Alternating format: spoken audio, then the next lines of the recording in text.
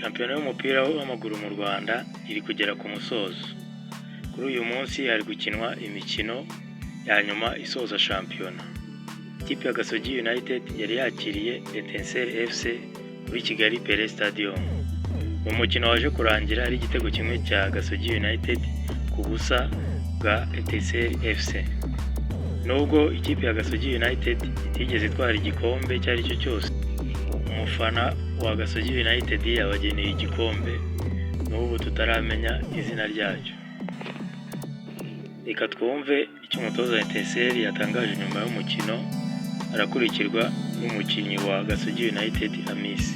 Icyafuye no kutabona igitego cyangwa kutagera mu zamu ngo dukonkretize action. Ikindi no kumva ko ibyo twapanga byose bisa nkaho byapfuye kubera ko nyine objectif kwa rukoni igitego koze n'imibare ntabwo keretse wenda koko ibintu bitungurana, ariko sinzi ko ari ikipe yakushyiramo difference y'ibitego 16 kuko niho mbariru uko batsindana kose imwe niyo hari rindi hari zaba victime y'iyo mibare ituzura.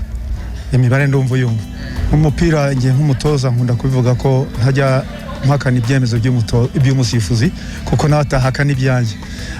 Byabaye hagati wenda ya y'umusi nyezamu n'umusifuzi wa gatatu ntabwo wamenya icyatambutse.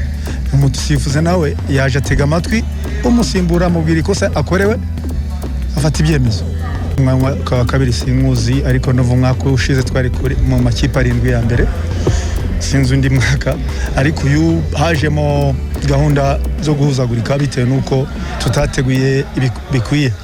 Urabona ko twatangiye turi muri pre-season turinze kurangiza dushakisha urutonde twakinisha. Mbaye umutoza wa Etincelle FC, reka twumve umukinnyi wa Gasogi United Amisi. Uburyo amakipe yabagahagaze kuri standard sinzi wasanga bamwe arushana ndi inota rimwe abiri, ugasanga ibintu ushobora guhisha mu kibazo, ugasanga nabo baye ngombwa ko ushobora kuba wamanuka. Ariko mu by'ukuri uyu mukino ukuntu wari umeze, wenda nubwo tabashije kuba wenda nk'uko twabishaka twashaka gutsinda cyane, nubwo wenda twatsinze kimwe ariko nabyo turashima Imana kandi duha amanota 3 kandi twaba tuyakeneye. Ariko mu by'ukuri umukino urebye kuri kote zombi umeze neza, nta kibazo. Umeze neza, ashobora kuba ameze neza n'umunsi ejo akaba bimeze nabi. Ntabwo ari ikibazo cy'ubutoza cyangwa iki, ni ibintu bibaho muri football. Uratsindwa ugatsinda ejo ukanganya, so ntabwo wavuga ngo umutoza cyangwa abakinnyi, no, ibintu bisanzwe muri rusange bibaho. Nyine birarenze tu, ntabwo ari ibintu byoroshye kuba watangira n'abandi ugasanga use wiyakira kandi atari wenda n'umwaka wa cyangwa wa gatatu cyangwa wa kane ushobora kuba ukinyemo ari ubwa mbere cyangwa ubwa kabiri. Ni ibintu biba bikomeye kabisa, ntabwo biba byoroshye abe namo. Gusa naba ari byiza cyane, aba ari ugukora nyine tunakina kugira ngo bigereho. Ukuntu bimeze urebye kuri konti yanjye ntabwo ndi gusoza, ntabwo urarangira, ariko uko yenda kose imyaka isigaye ntabwo ari myinshi. Icyo navuga nyine cyambere abaho kuganira, ushobora kuganira n'umuntu ukaba wamurekura akagenda cyangwa ntagende bitewe n'ibiganiro byabaye hagati y'abantu babiri. So numva atari ikibazo cyo ngicyo gikomeye.